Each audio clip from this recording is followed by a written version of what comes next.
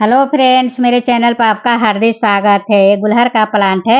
आप देख रहे होंगे कलियां छोटे छोटे आकार का आ रहा है। काफी सारे व्यूअर्स का कमेंट आ रहा है। इस मेरे गुलहर के प्लांट में कलियां बन रही है, गिर जा रही है, छोटे आकार का फूल आ रहा है, पत्ते पीले पड़ रहे हैं। आज मैं इस वीडियो में ही शेयर करने वाली हूँ। देखिए मेरे पौधे में भी छोटे छोटे कली आ रहे हैं, खिलने से पहले ही गिर जा रहे हैं। विंटर में इसी तरह होता है। ये काफी बड़ा हो गया है। इस प्लांट को मैं दोबारा से रिपोर्ट करूंगी। अगर आपके पौधा भी इस तरह पुराना हो गया है, 1 साल हो गया है, तो उसको दोबारा से रिपोर्ट करें। पहले तो मैं इसको प्रूनिंग करूंगी।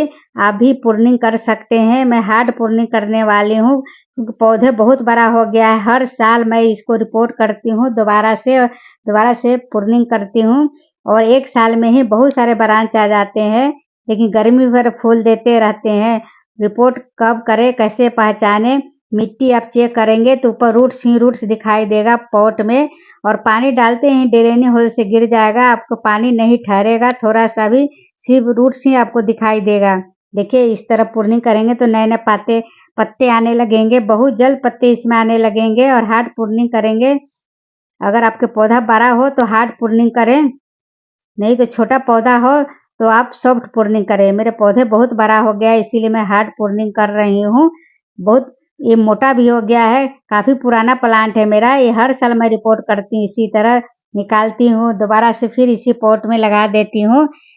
अभी रिपोर्ट कर देने से मार्च में ही फूल आने लगेंगे गुलहर प्लांट में। अब पूरी गर्मी भर बरसात भर फूल खिलते रहेंगे। गुलहर प्लांट हो या कनेर प्लांट हो, साल भर में ही पॉट में रूट्स भर जाती है। अगर बड़ा प्लांट हो तो बहुत जल्दी रूट्स भर जाती है। अगर छोटा प्लांट हो तो उसमें गुड़ाई करे और मिट्टी आधे निकाल कर उसमें खाद वगैरह दे। मेरे पौधे तो बहुत बड़ा हो गया है, इसीलिए मैं इसको निकालूंगी, रिपोर्ट करूंगी दोबारा से। पहले हार्ड प्रूनिंग कर लेती हूँ। जितना प्रूनिंग करेंगे उतना ही ब्रांच आते हैं और उतना ही फूल खिलेंगे। प्रूनिंग करने से डरना नहीं है। प्रूनिंग करना बहुत जरूरी होता है पौधे को, क्योंकि बहुत सारे व्यूअर्स बोलते हैं मैं प्रूनिंग नहीं कर पाती हूँ, लेकिन प्रूनिंग जरूर करिए। प्रूनिंग करने से वहां से आप देखेंगे एक ब्रांच में 2-3 निकलते रहते हैं। अगर आप प्रूनिंग नहीं करेंगे तो एक ही ब्रांच रह जाएंगे। इसीलिए प्रूनिंग कीजिए और वहां से देखिएगा नए नए फुटाव आने लगेंगे, ब्रांच भी उसमें से आने लगेंगे। 1-2, किसी में 3-4 भी ब्रांच निकलने लगेंगे। अब चलिए इसको निकालती हूँ। निकालते समय थोड़ा धीरे धीरे मिट्टी को लूज कर लेना है। अगर आपके मिट्टी का पॉट हो या इस तरह का प्लास्टिक का तो भी टूटने का डर होता है, इसीलिए धीरे से आराम से पहले इसको निकालना है। देखिए मैंने इसको थोड़ा मिट्टी ढीला कर लिया, निकाल रही हूँ। धीरे धीरे इस तरह निकालना है ताकि पौधा भी ठीक से निकल जाए और पॉट भी नहीं टूटे। मेरे तो बड़े से बकेट में लगा हुआ है। अगर मिट्टी का पॉट में हो तो आराम से निकालें। मिट्टी का पॉट टूटने का डर होता है, इसीलिए आराम से निकालना है। और जब भी आप रिपोर्ट करें तो तुरंत उसको उसी समय पॉट में डालकर रिपोर्ट कर दे। खुले में नहीं रखना है। जड़ को हम ज्यादा देर बाहर रखेंगे पौधों को तो फंगस लगने का चांस होता है। देखिए इसमें मिट्टी कम है और जड़ ही जड़ है। इसमें देखिए कितने सारे रूट्स बन गई है।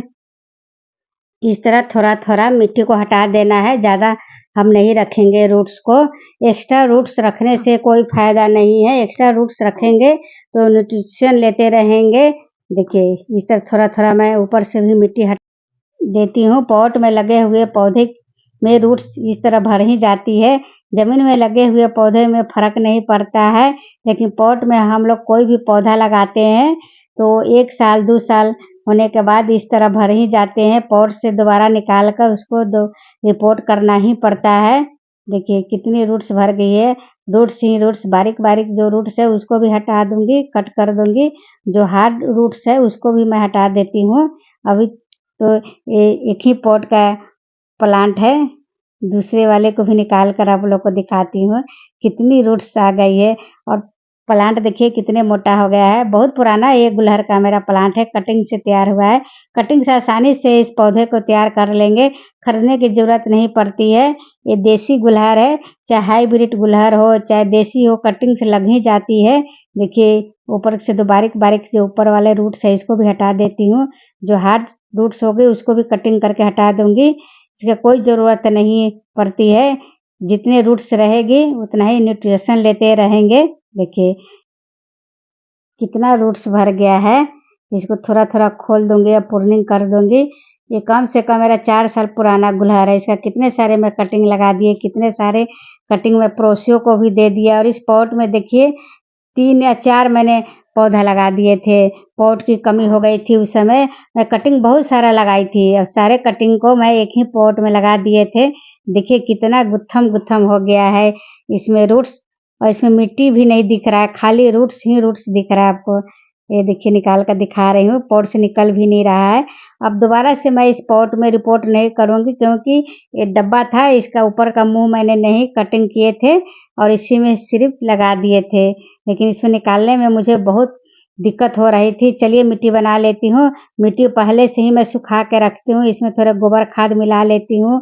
मेरी मिट्टी रतीली है, मैं पहले से रेत मिला के रखती हूँ। अगर आपके मिट्टी चिकनी हो तो बालू जरूर मिलाए उसमें। भुरभुरी मिट्टी होनी चाहिए और ड्रेनिंग होल भी अच्छा होना चाहिए ताकि पानी डालते हैं उसमें से पानी गिर जाए। पानी जमा हो, इकट्ठा होगा पॉट में तो रूट्स सड़ जाएगी। और जब भी रिपोर्ट करे तुरंत पॉट में डालकर रिपोर्ट करे, खुला नहीं रखे ज़्यादा देर तक। देखिए मैं इसी में ही रिपोर्ट करूँगी। देखती हूँ इसमें 1 2 आएंगे या 3 आएंगे क्योंकि मैं अलग अलग पॉट में नहीं लगा सकती हूँ क्योंकि मेरे पास बहुत सारे गुलहर के प्लांट है और मिर्ची गुलहर भी मेरे पास है, उसको भी दोबारा से रिपोर्ट करूँगी। पहले वेस्ट मटेरियल जितने सारे किचन के निकलते हैं मैं इसमें भर देती हूँ। जब भी रिपोर्ट करती हूँ कोई भी पौधा तो मैं इस तरह नीचे भर देती हूँ ताकि धीरे धीरे कंपोस्ट बन जाए। आप खाद भी रख सकते हैं लेकिन ये बहुत बड़ा बकेट है इसीलिए मैं ज़्यादा मिट्टी इसमें भरूंगी तो भारी भी हो जाएगा। ये बकेट पॉट इधर से उधर उठाने में नहीं बनेगा, इसीलिए मैं ज़्यादातर इसमें मैं सूखे पत्ते, गार्डन का वेस्ट मटेरियल, पत्ते हो या ब्रांच निकलते रहते हैं उस सब को इसमें भर देती हूँ। और देखिए प्याज के छिलके भी मैं इकट्ठा करके रखी थी इसमें डालने के लिए। ये फंगस नहीं लगेंगे। अगर आपके पॉट बड़ा हो तो इस तरह भर लिया करिए किचन वेस्ट है। अब इसमें मैं रिपोर्ट नहीं करूँगी, मैं एक खुला वाला पॉट में रिपोर्ट करूँगी दूसरा गुलर। ये देखिए मटर का छिलके से मैं नीचे भर देती हूँ। ये सब धीरे धीरे कंपोस्ट बन जाती है, इसलिए इसको आप सुखा कर भर सकते हैं, नहीं तो गीला भी भर सकते हैं, इसमें कोई दिक्कत नहीं है। अगर आप खाद देना चाहते हैं तो वो भी दे सकते हैं, वर्मी कंपोस्ट। अगर वो नहीं हो तो गोबर खाद ज़रूर डालें।